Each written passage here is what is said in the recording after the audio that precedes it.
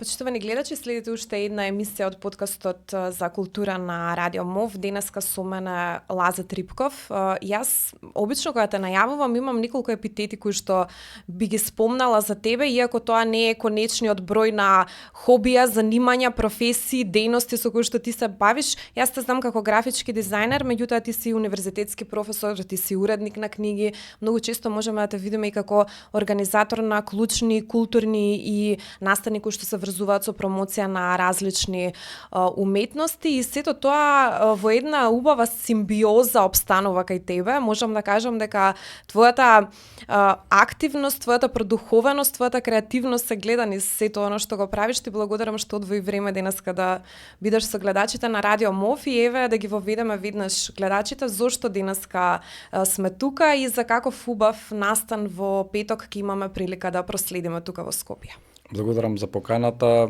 добар ден и на вашите гледачи. Навистина е задоволство секогаш да се разговара со тебе, Магда. Имаме повеќе години искуство во однос на таа можност да можеме да дискутираме на различни теми кои што се поврзани со културата и многу ми е драго дека сум денеска тука да зборувам за мојата најнова изложба која што ќе се организира во Музеј на современа уметност веќе во петок на 21 август во 20 часот, кој е на некој начин еден заокружувачки процес од тоа моје истражување кое трае веќе 6 години поврзано со глаголицата, сосема спонтано и сосема случајно произлезе за време на ковид, кога всушност сватив дека нивото на перцепција кај нас во однос на глаголицата е многу пониско, дури и нивото на свесност, па и она најобичното честитање поврзано со 24 мај, кај што се честита празникот на кирилицата, всушност Кирил и Методи биле тие кои што ја создале глаголицата, а нивната мисија била многу интересна со оглед на тој историски контекст и тогаш и религиозен словенски заради влијанието на многу цркви во регионот во Византија. Па така до денес, кое што како истражување кое што влегува во контекстот на историјата, сепак благодарение на мојата желба да истражувам повторно и да го третирам дизајнот како еден вид на игра, доаѓаме до оваа фаза која што се нарекува имерзивна трансформација на глаголицата, односно како глаголицата може да се трансформира со помош на хаптички технологии, малце похуман однос во однос на употребата на технологијата, виртуелната и проширената реалност. Може ли да дадеме, ќе успееме ли да дадеме хумана димензија на технологијата, затоа што со мнозинството луѓе, па дури и млади луѓе кои што ја користат и вештачката интелигенција и технологијата во секојдневниот живот, вклучително и комуникацијата интерперсонална, затоа што нели е сега постредувана со технологии, со различни социјални мрежи и чет платформи, луѓето мислат дека технологијата на никој начин може да создаде некакво загрозување, непријателство, антагонизам со човештвото и дека унапредување на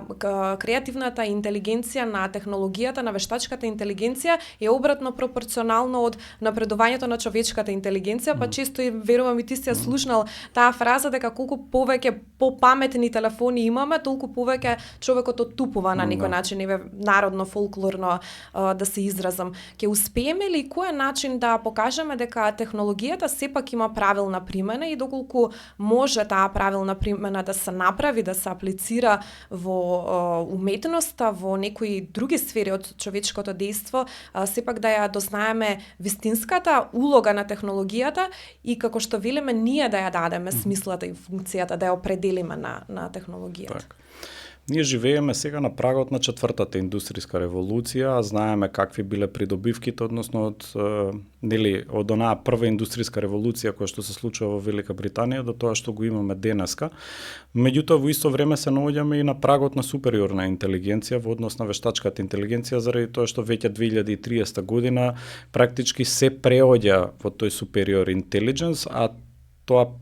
право на сингуларноста, кое што се однесува на нивото на поголема интелигенција во однос на технологијата, помала интелигенција кај човештвото е нешто кое што доаѓа, односно се наметна како потреба заради тоа што едноставно нашите навики како човечки битија беа сведени на тоа на што е можно помала интеракција, односно побрзо доаѓање до некакво одредено решение и тука се изгуби онаа суштината поради која што ние и реално имаме простор за да постоиме и да битисуваме, моментот на асоциализација, односно создавање на нови социјални мрежи, односно врски, наметна дистанцирање многу поголемо кај луѓето. Технологијата и како има можност да го сведе нивото на похуман пристап во однос на восприемањето на уметност, првенствено заради тоа што постојат толку многу нови генерации, можности за размислувања, нели веќе оние традиции што се односно тие прифаќања од страна на Gen Z, нели денеска се малце поразлични во однос на социјалниот дискурс. Меѓутоа имаме ситуација каде што начинот на поттикнување на публика или тој развој на публика дополнително треба да опфати прецизно сегментирање, тогаш технологијата и како може да придонесе, и затоа всушност и оваа изложба пробува да направи еден мал сега ми текнува збор на англиски такл, да го подбуцне малце, да ја подбуцне публиката за начинот на кој што ќе го воспреме или глаголицата конечно што треба да ја воспреме не е само базирана на еден историски факт, него начинот на кој што флуидноста во однос на културните идентитети во однос на различни временски периоди совпаѓање или согледувања, таа практички го инволвира самиот посетител да стане активен учесник и партиципиент и сам да ја обликува и односно да ја генерира содржината. Тој момент на поттикнување, односно на пробудување на љубопитност е тој момент кој што социјалните мрежи нели ни го наметнаа како прв знак на нели кој што не мотивира, односно не тера да се задлабочиме или да се занурнеме. Така да тука виртуелната реалност која што ја користиме всушност ја користи љубопитноста на човекот за да го натерам да превземе одредена содржина, односно да се идентификува со одредена содржина преку тие интеракции. Всушност тоа е првата индустријска револуција на некој начин го направила, нели секогаш има некој кој што е за и некој кој што е против, па таа фаза на развој на таа струја која што демонстрирала однос против индустријската револуција всушност е раѓањето на дадаистите. Меѓутоа од друга страна го имаме Метрополис на Фриц Ланг кој што поставува сериозни параметри за научната фантастика, да не зборуваме за сюрреалистите и сите оние истражувања кои што во тој период се наметнале со појавувањето на филозофијата, нели литературата, одредени истражувања кои што следат. Така да убаво е секогаш да имаме контрапункт, односно да имаме одредена тежа на која што ќе можеме. Сега секој општество различно пристапува кон тоа и тука веројатно треба да се бара малце пошироко одговор. Која е тезата, која е антитезата на оваа изложба и додека говореше многу историски референции за тоа која е вистинската улога на уметноста ми доаѓаат предвид и покрај тоа што графичкиот дизајн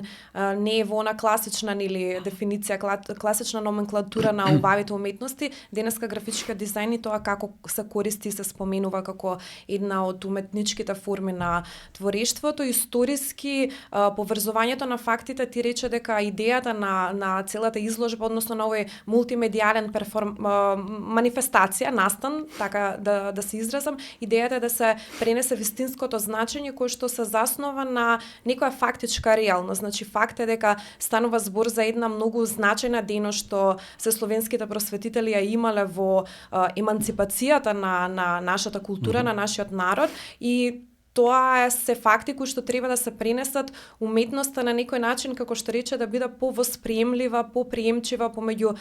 самата публика. Колку врска има денеска уметноста со фактите? Ако се сетиме на она Платонова дефиниција, тој велеше дека уметноста е мимезис, представува некој тип на имитација, ама тоа е копија на копијата на копијата и тука рангирањето на вистината е навистина многу мало, односно како што би рекол Платон, учеството на вистината е многу мало во уметноста, па после спомна на концептуална вистина која што многу повеќе има врска со концептот за вистината отколку самата објективна реалност која што треба да се репрезентира преку некои да речам директни форми на согледување, тоа се посебно некои нели посредни форми како што вели Кант, концептите кои што постојат во разумот се тие кои што ни помагаат да ја согледаме, односно допреме објективната реалност. Која е идејата, која е улогата на графичкиот дизајн денеска, особено во прикажување на фактите и вистината? Може ли да ги олесни, може ли да ги доближи и што се треба еден уметник да направи, да искористи за да може да ја доближи таа вистина до публиката? Повеќе слојно прашање. Така да ти благодарам за ова прашање. Ќе одговорам со тоа што ќе поставам две пододговори, односно подтези, за да бидам малце попрецизен.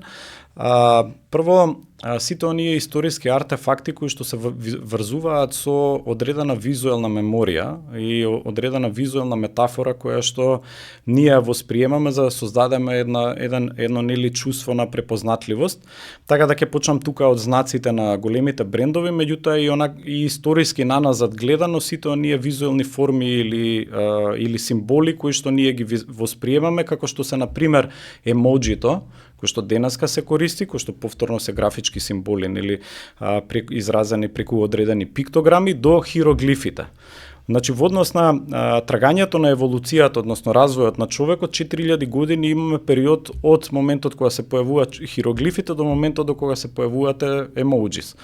Сега во контекст на тоа, оние дополнително историски артефакти, како што се да речеме небесната птица, која што понатака нели нацистите ја зимаат, ја свртуваат, па ја прават во еден нацистички символ, меѓутоа можеме да го видиме и во хиндуизмот, и кај нас на ова во Хераклеа и на Плаошник исто така.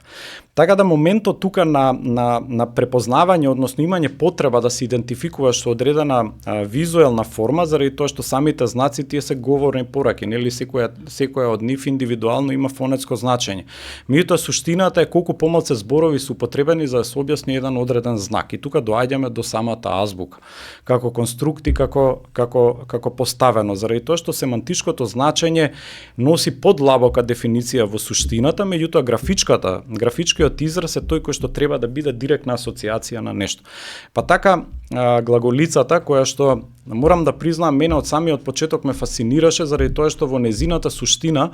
всушност открив дека е поставена на три геометриски форми: кругот, триаголникот и квадратот. Јас кога сум учел историја на уметност 96-7 година, ние историјата на уметноста базирана на тие три форми ја учевме почнувајќи од Баухаусот, значи теоријата на уметност опишана од Кандински и слично. Меѓутоа гледаме тука дека во 9 век некој претходно се бавел со таква символика, а го имаме тој однос нели преку изразен преку Леонардо да Винчи во оној Витрувијан мен, што е таа фигурата која што е многу популарна и ние откриваат кодот на Да Винчи, ние открива малце попрецизно, меѓутоа тоа за новите генерации одговара како артефакт во контекстот во кога ја кажа. Меѓутоа тука векови наназад имаме едно согледување благодарение на кое Кирил практички, односно Константин Филозоф, додека бил архивар во Истанбул, односно во Константинопол, имал можност да се сретна со секаква документација практички. Тука ја гледам неговата моќ да направи нешто многу поразлично, а нешто поуникатно. Значи, голем дел од Александриската библиотека, она што било спасено, завршило во Константинопол. Практички додека тој работел таму, тој умел, односно можел да има пристап, односно имал пристап до повеќе артефакти, пишани и пергаменти и слично, и тогаш успеал да ја демистифицира практички поставеноста на самите знаци, а постојат 40 теории како дошол до тоа. Значи, тука уште еден момент влегува во контекст на појаснување на улогата на графичкиот дизајн. Значи, без сериозно истражување, малце подлабинско, вие не може да пристапите кон изработка на нешто. И тоа, веројатно, вештачката интелигенција многу подобро го координира целиот процес, заради тоа што одреден обичен промпт, нели, ќе дојде и ќе состави одредена формулација. Меѓутоа, колку е тука предизвикот кога креирате ви, односно кога создавате, односно колку тука таа ваша емоција е врзана подлабоко со оваа теорија за Кирил, филозоф, за Константин Филозоф, всушност ја потврди на Јагелонскиот универзитет во Краков, кој што е еден од најстарите универзитети на светот, постои од 13 век.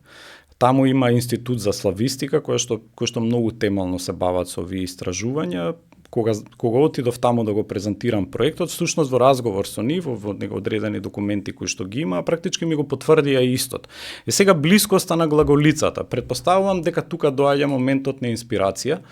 тој барал да направи некакво писмо кое што ќе биде различно од општествените случувања и политичките случувања тука заради доминацијата на грчката православна црква и литургијата која што не се служала на старословенски, него се служала исклучително на грчки, до моментот кога он ја формира таа азбука, од каде му доаѓа инспирацијата за такво нешто. Прво се водело од основната премиса да мора да биде нешто различно, да не сме да наликува ни најмалку. И сега моментот на конструкција на сето тоа е многу битен. Геометриските форми кои што денеска ги пратиме, да речеме, во ерменското писмо или во грузиското писмо, можеме да најдеме одредена блискост во однос на форматот, на визуелниот формат. Меѓутоа, дополнително и етиопиското писмо ГИС, кое што представувало очигледно најсериозна инспирација, можеби и водилка дека идејата за другиот континент, кој што е многу подалечен, а сепак има многу длабока религиозна нота, заради првата црква или првата Библија исто така, дава сериозна подложка за понатамошниот развој. И можеби моментот кога тие се поканети да ја тргна таа моравска мисија, кога ги бриша тука и веќе не се посакувани да дојдат,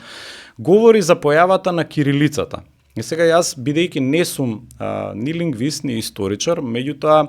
успеав да искомуницирам со повеќе лингвисти, пристапив кон овој проект чисто од аспект на визуелна естетика, затоа ми беше можеби многу лесно да го разберам и да ги согледам суштината на значењето, заради тоа што азбуки, веди, глаголи, добро е живети е феноменален концепт во 9 век, кога во цела Европа не постоела никаква писменост, нели? Ти да образуваш луѓе кои што ќе веруваат дека иднината на постоењето е знаењето, е нешто кое што е феноменално. Тоа значи раѓање на нова идеја, која што повторно се случува во време на Баухаусот, на создавање на една универзалност и една универзална естетика, во едноставноста на живењето и функционирањето, нели? И сега можеме ние да дискутираме зашто баш веди, па од каде доаѓа целата таа конструкција на сето тоа, меѓутоа знаците, односно буквите преку кои што зборуваш ти ќе бидеш поблиску до Бога е она што во тоа време под влијание на католичката црква во Моравија не успеале да го направат, сакале да се извојат и успеале практички браќата Кирил и Методи да образуваат еден словенски свет во многу поширок контекст, каде што верата била главна водилка за да го задржат знаењето, односно да го сватат нивното постоење. Во кој момент знакот преминува во символ во графичкиот дизајн, еве и во контекст на самата изложба, затоа што ти спомна дека користиш и голем дел виртуелна реалност и станува збор за една интерактивна платформа каде што гледачот, односно восприемателот на содржините активно се ангажира во нивното препознавање, додалување на дополнителна смисла или значење на самите знаци што ги гледа, меѓутоа во кој момент, зошто ти го поставам прашањето, знакот станува символ? Затоа што постои еден општествен контекст каде што знаците се интерпретираат на ниво на символи, па, например, Тарт тоа го вика ние преку материјалните работи кои што ги носиме на себе, ние ја презентираме нашата личност, во суштина го презентираме социјалниот слој од каде што припаѓаме. И тој вели дека врз база на тие материјални символи кои што секој поединец ги користи за да се представи како припадник на одредена група, односно како припадник на одреден слој, потикнуваат еден закон за имитација, каде што сиромашните, практично сакајки да изгледаат како богати на манифестно ниво, ги користат тие статусни символи, кои што едноставно ги пременуваат за да изгледат богати. Тоа е општествен контекст кој што самото општество им ги дава на знаците, односно одредена појава или одреден настан или одреден белег, кога добива веќе знак, односно добива некакво значење, па понатаму и се контекстуализира во еве нека општествена смисла, општествено значење. Од друга страна, Бодрияр зборува дека во под влијание на технологијата и новите комуникацијски платформи, уметноста ќе добие на некој начин и димензија на симулација, односно ќе стане еден тип на симулакрум. Некои други теоретичари велат дека уметноста ќе стане мит, односно ќе додава слоеви на примарното изразување на примарниот знак и сето тоа некаде и го раѓа идејата потоа за последниот уметник, односно дали воопшто можеме да зборуваме за уметност или можеме да зборуваме само за артефакти. Во кој момент знакот преминува во символ, ми беше прашањето, еве ова чисто како мала увертира или ти нафрлам референци во можеби во кој правец да го движиме разговорот? Знакот сам по себе мора да носи одредена метафора, односно да пренесе одредена комуникација, тргнувајќи од сообраќајните знаци, нели, кои што се првиот момент кога ти ќе застанеш изложен пред опасност, да можеш многу полесно да се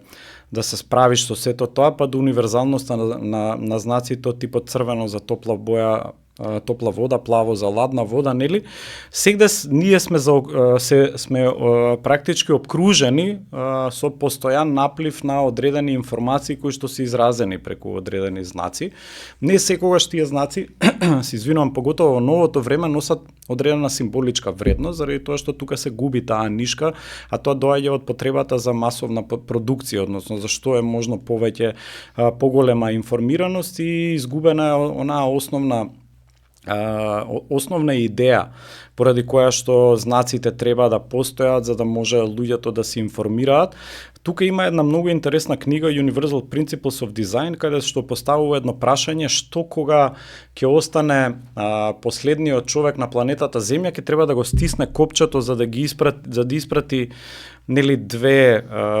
во една капсула, треба да испрати едно машко и едно женско бебе, на кој начин тие ќе комуницираат, дали ќе го носат нели генот, односно јазичниот ген на комуникација, па ќе развијат одредена форма, или што ако при една голема катастрофа каде ќе биде складиран нуклеарниот отпад и како на идните генерации ќе им биде предочено дека токму тука има сериозна опасност. И слоевитоста на значењето, односно логичкиот след некој на значење, секојаш се тргнува од базичниот инстинкт на човекот кој што е заборавен. Па така за како предпоставка за тоа што би бил символот кој што би бил поставен на таква локација со нуклеарен отпад, се секојаш шилести одредени форми кои што надворешно како скулптури. Зашто? Заради тоа што првата болка која што чувства секој од нас е боцкањето, така, и тоа е тој прв страв кој што се чувства. Многу едноставно, значи практички прагматичноста во контекстот на размислување е нешто што е многу клучно. Тоа е многу битно. Сега во контекст на глаголицата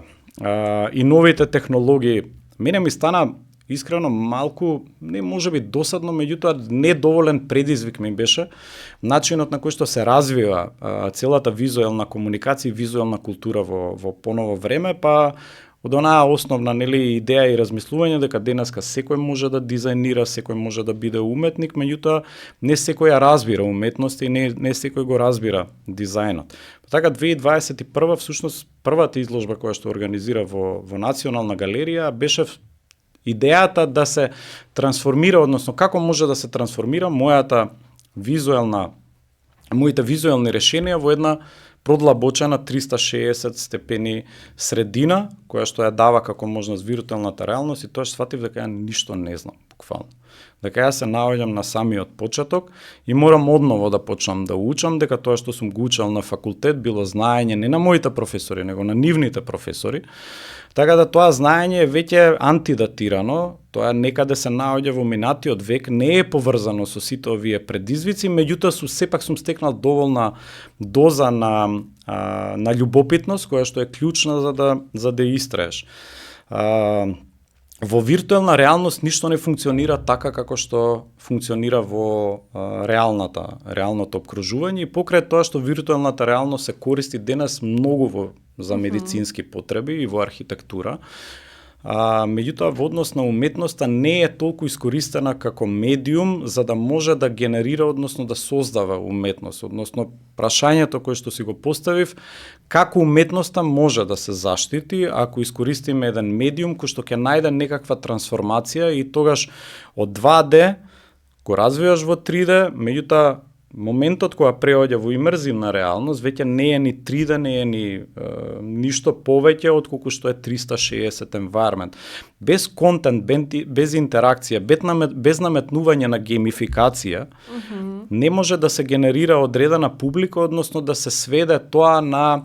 одредено чувство кое што ќе ангажира што е можно повеќе сетила, а сепак исходот да биде на некој начин можеби не толку контролиран, меѓутоа да го инволвира. Тој што го креира за да се сведе на ниво на ко-креација.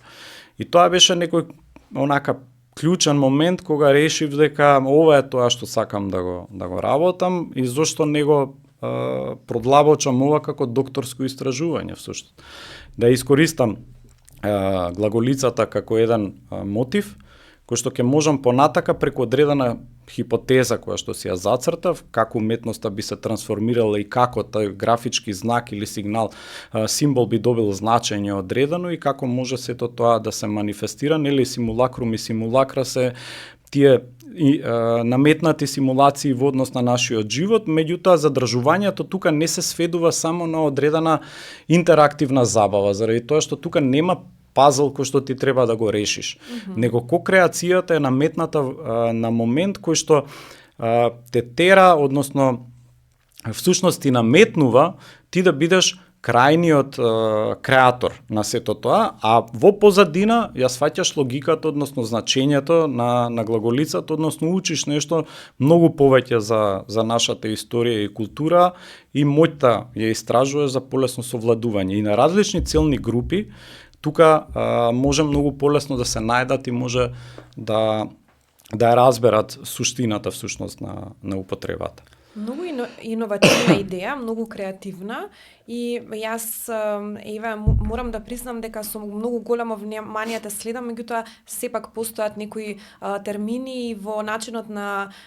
како ти продуцираш, во начинот на тоа како го изработуваш твоето дело. Имам нејасноти што е веројатно многу слично и со поголемиот дел од публиката која што доаѓа на уметничките настани и она што во интерес на времето последно би сакала да те прашам, како би ја дефинирал денеска уметноста, како би го дефинирал уметникот во овој ново настанат контекст, затоа што рече дека има една голема временска дистанца од она теорија и односно историја на уметност и градењето на уметноста што се учел на факултет па се до денеска. Навистина се забележува една рапидна прогресија и во уметноста која што е инвазирана практично од новите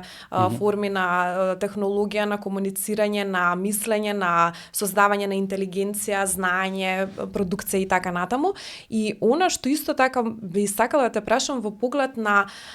перцепцијата, односно представата за уметноста што денеска ја има, ајде во македонската на македонскиот пазар, да кажам, помеѓу македонската публика, затоа што имавте изложба и во Пратислава пред извесно време. Може и со тоа да направиме компарација каква е публиката таму во однос на прифаќање и разбирање на глаголицата, каква е публиката тука и дали естетиката денеска е доволно да кажеме дека е на ниво на сетила и бихејвористички она имам импулс, имам реакција, односно имам стимул и имам реакција, или постои сепак некоја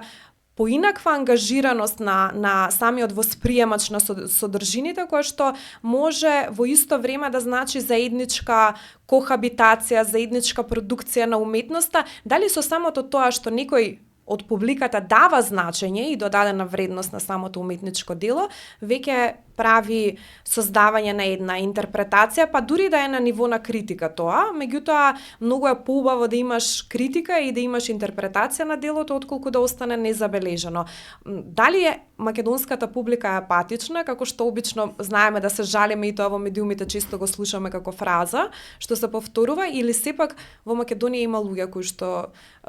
со таква страст се занимаваат со значењето на уметничкото, на уметноста, местото на естетиката денеска? Многу комплексно прашање.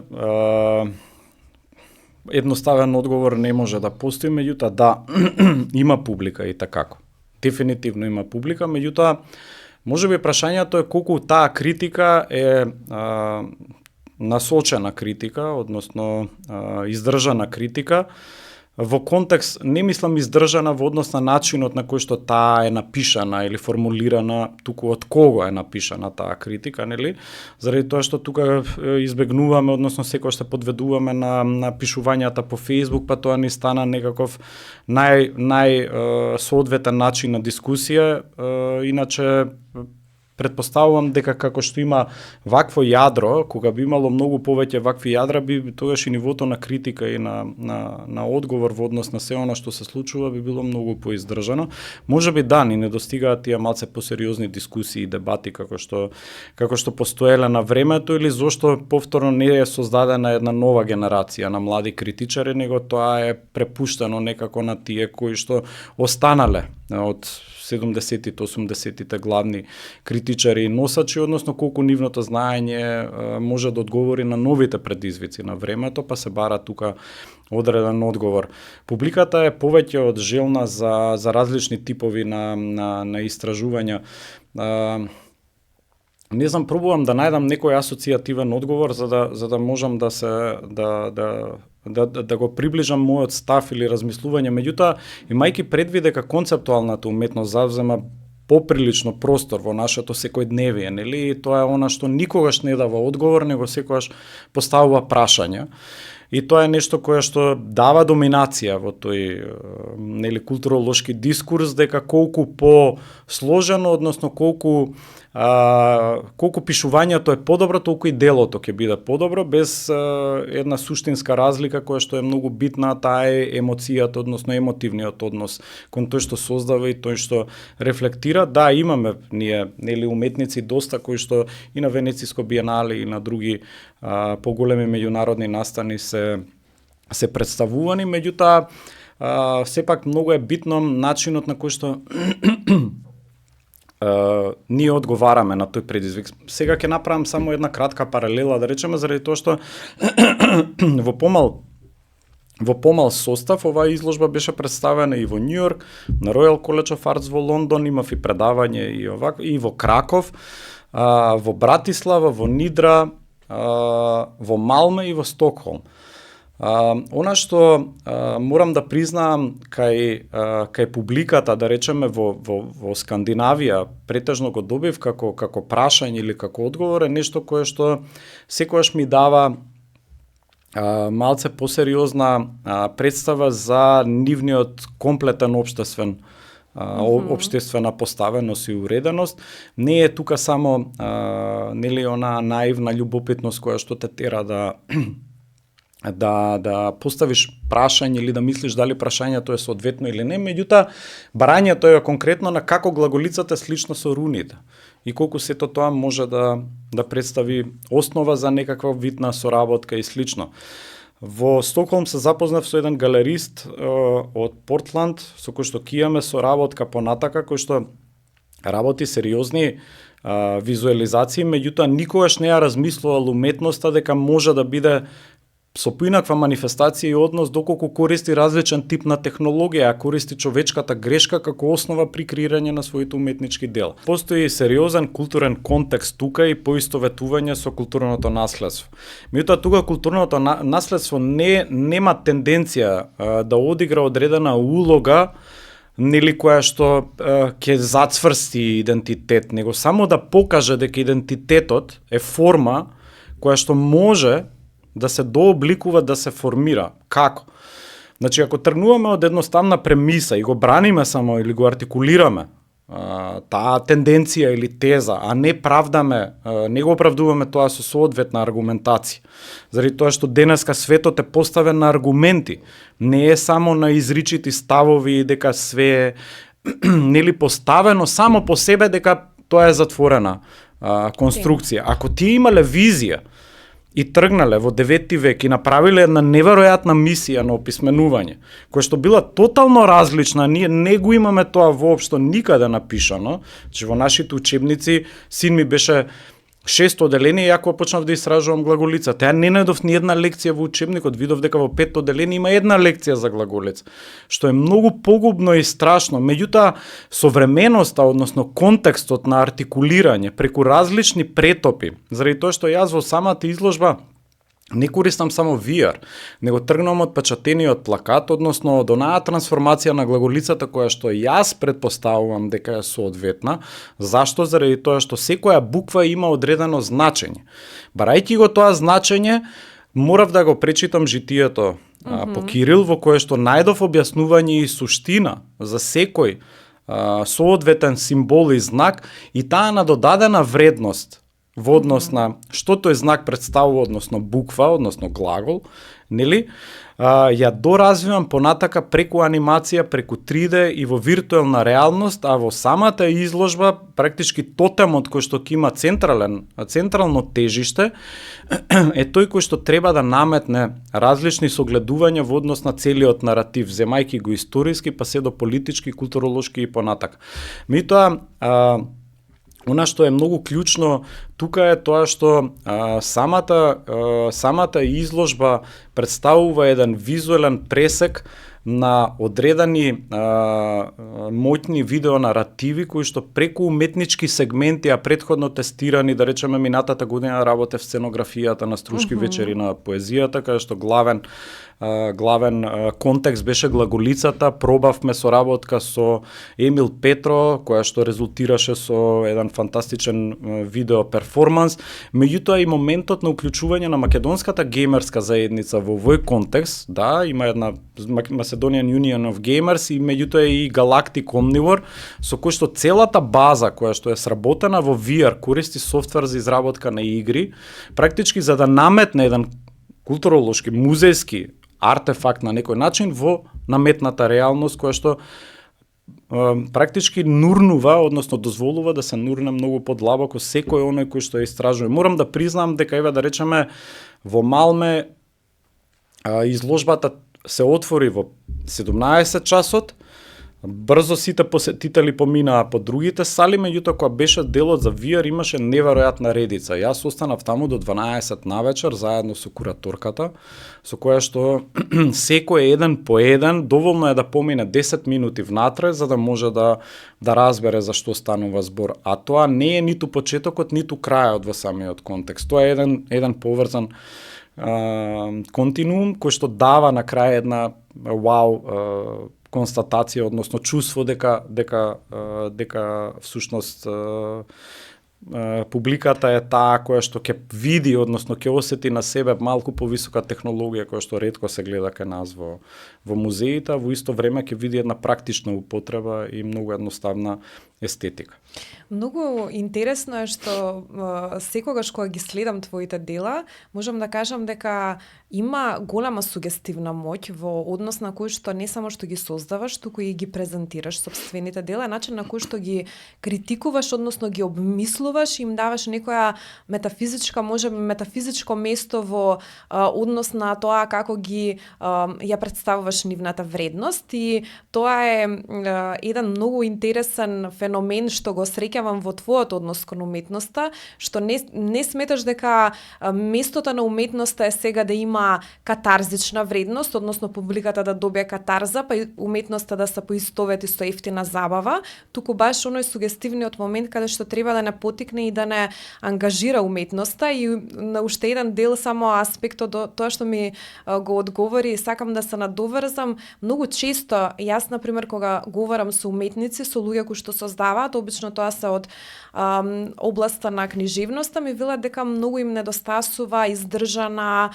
и сериозна книжевна критика. Меѓутоа, мојот став некаде е дека ние како културно милие, како да кажам, како народ кој што има многу голема хейт нота, осудувачка нота, тоа можеме да го видиме и по коментарите на социјалните мрежи, каде што најчесто ги водиме, како што речи ти, дискусиите за важноста на уметноста и за сите уметнички дискусии и на ниво на естетика. Таму па може да се види еден наплив од хейт коментари, од критицизам, а многу е интересно кога сум правила експерименти со тоа што јас го создавам како книга, ти си ми бил уредник на една моја книга и знаеш, и кога од аспект на творец, на демиург што создава свое дело, еве така ако имаме некој однос авторот и делото да имаат некоја идентификацијска длабока поврзаност помеѓу себе, не можеш кога создаваш да ги видиш сопствените грешки. Кога ќе излезе делото, односно кога ќе излезе книгата од печат и кога си публика, односно кога си критичар на сопственото дело, секогаш знаеш дека некои работи, како што рече во уметноста, кога ќе се појави грешка и имаш имаш амбиција да ја поправиш, можеби тука настанува развојот на самиот уметник, на самата создавачка моќ што има уметникот, ама еве и во духовит контекст нешто да кажам, кога му вели Лајбниц на Волтер, ако можел Бог да создаде подобар свет, тогаш сигурно би направил подобар свет. Затоа тој создал најдобро што може и затоа овој свет е совршен. Од позиција на оној што создава е многу потешко да ги прифатите, односно едноставно тоа е момент можеби на уметничка експресија кој што требал да излезе и да се материализира. И од друга страна, да, публиката е легитимна да го даде својот суд и таа има многу важна улога во тоа како се перцепира уметноста и како се одржува уметноста на културната сцена денеска, меѓутоа и од аспектот на оној што создава, публиката е во некоја друга димензија и во некој друг ранг, и затоа мислам дека треба да биде поподдржувачка кон уметниците кои што создаваат, или барем во ова мало парче земја се трудат нешто да направат некоја промена или да потикнат некаква поинаков поглед на живот, поинаков поглед на вистината, на реалноста. Мислам дека треба да бидеме многу повеќе поддржувачки од што сме на ниво на публика. Еве, сега говорам уште еднаш да ги поканиме гледачите во петок 21 август во 20 часот Музеј на современа уметност. Се гледаме тогаш, Ласе. Благодарам многу на поканата, поздрав до вашите гледачи. Благодарам.